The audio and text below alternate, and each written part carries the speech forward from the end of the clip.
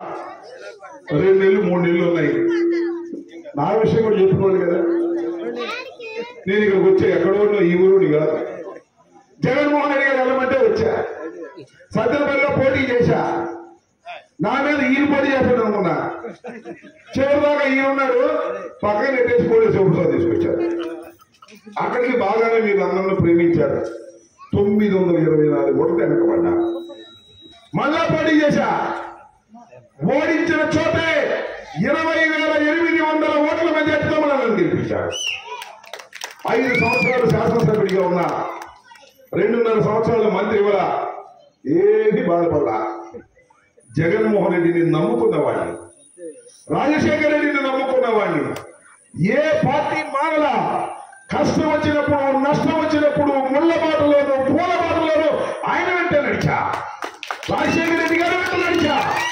రాజశేఖర రెడ్డి గారు మరణించిన తర్వాత కుమారుడికి అన్యాయం జరుగుతుందని కాంగ్రెస్ పార్టీలోంచి దూకి జగన్మోహన్ రెడ్డి గారి వెంట నడిచినటువంటి వ్యక్తిని, పదవి కోసం కక్కుర్తి పడిన వాడిని కాదు. పని వాళ్ళు వచ్చినది వేరే అంశం. జగన్మోహన్ రెడ్డి గారి పార్టీలో చేరినప్పుడు రాంబాబు పని అయిపోయింది, జైల్లో పెట్టి పారేస్తారు జగన్మోహన్ రెడ్డి లాగా అన్నారు. Don't care.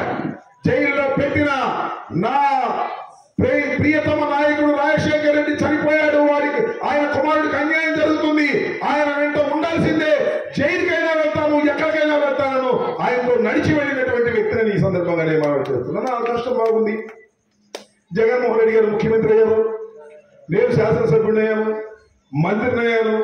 Okay, that's all. 5 సంవత్సరాలు నేను పరిపాలన చేశా. ఎవరి దగ్గరైనా కక్కుర్తి పడ్డారా అని అడుగుతా ఉన్నా. ఎక్కడా కక్కుర్తి పడ రాస్తాడు, రామజోతుడు రాస్తాడు, ఈనాడు రాస్తాడు నా మీద ఏదో కాజేస్తానని.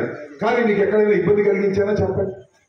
విన్నారా? తెలుగుదేశం అని చెప్తే చెప్పారు, అది వేరే విషయం. విన్నారా కదన్నా నేను ఇబ్బంది పెట్టానని, డబ్బుల కోసం కక్కుర్తి పడ్డానని కాదు. నేను ఒక సిద్ధాంతం కోసం బ్రతికేవాడిని, ప్రజల కోసం బ్రతికేవాడిని. మా అవసరాల కోసం ఎక్కడ వస్తాయి డబ్బులు అవి చూసుకుంటాం తప్ప ప్రజలను పీకు తిని డబ్బులు సంపాదించాలనుకునే వ్యక్తి కాదు. మీ శాసనసభ్యుడిని మనం చేస్తున్నాం. మీ అందరూ ఆశీస్సులు నాకున్నాయని నాకు తెలుసు. చంద్రబాబు, పవన్ కళ్యాణ్ అంటుంటారు రోజు. రాంబాబు గారు మైక్ ముందు పడి చంద్రబాబుని, పవన్ కళ్యాణ్ని రోజు విమర్శిస్తాడు. మీ సంగతి తేల్చాలన్నారు. ఏంటి మీకు తెచ్చేది గడ్డి గుడ్లు తేల్చాలని ఆయన పట్టుకొచ్చారు. ఒక ఆయన కాంగ్రెస్ లో ఉన్నాయని కన్నా లక్ష్యాన్ని పట్టుకొచ్చారు. నా మీద పోటీ చూస్తాం.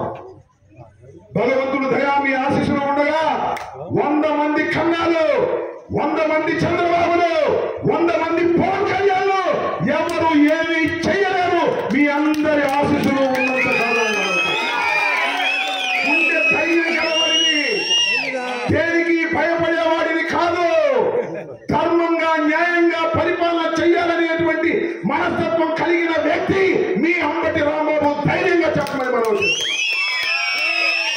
కాబట్టి ఒకటి అందరూ ఒప్పుకుంటారు, అన్ని మంచోడైన రాంబాబు ఎవరిగానే పని కాదంటాడు, పెద్దగా మాట్లాడతాడు. నిజం, పని కాదు అనుకుంటే కాదని చెప్తాను. ఎందుకు చెప్పుకోవాలని నా పాయింట్. నాకు రోసీ గారు చెప్పాడు, అంచనిష్టోరం కన్నా ఆదినిష్టోరం మంచిదా బాబు. పని అయితే అయిద్దని చెప్పు, అవ్వకపోతే అవదని చెప్పు. అయిద్దని చెప్పేవాడు రోజు తిరుగుతాడు. 10 రోజులు తిరిగిన తర్వాత అదేదో ముందే ఆడవచ్చు కదంటే, పని కాలేదే ముందు ఇన్నాళ్ళని తిప్పుకుంటాం అంటాడు.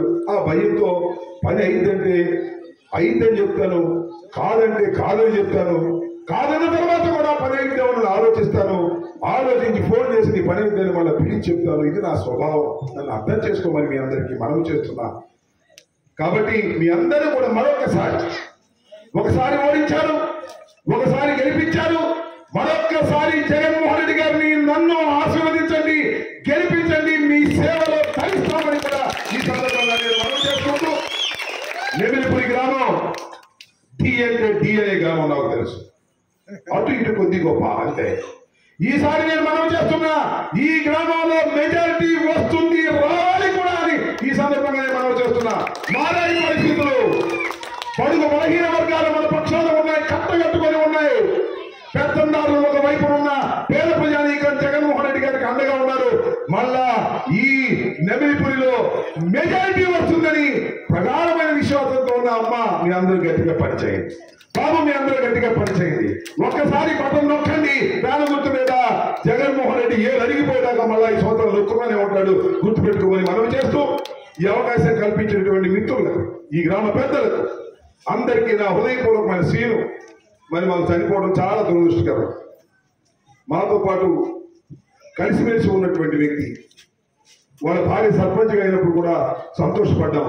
దురదృష్టం, ఊహకందని విధంగా ఆయన మరణించడం మాకు చాలా బాధ కలిగించినటువంటి అంశం అని మనం చేస్తూ, సరే ఇక మనం ఏం చేయలేనటువంటి పరిస్థితి.